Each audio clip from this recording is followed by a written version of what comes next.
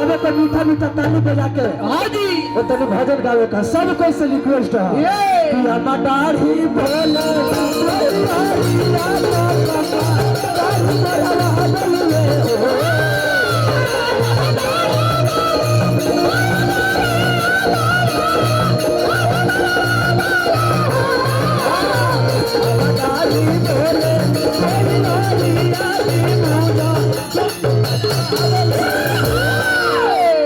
तनी हम चाह ऐसे ताली ना बजाई। हाँ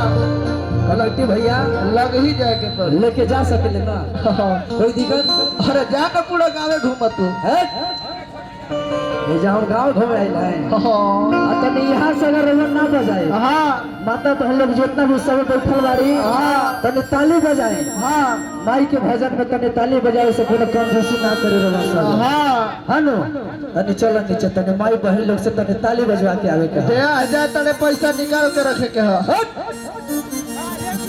और उनका के ना हमरा के दिहला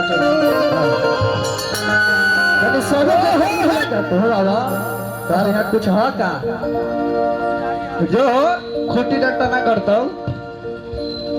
बालू वाला है तनी माई बहन से रिक्वेस्ट बा तनी मीठा मीठा ताली होके जब से ताली रवन बजाई में नहीं हमने के मन लागी नहीं अरे कि अमदार ही बोले कोई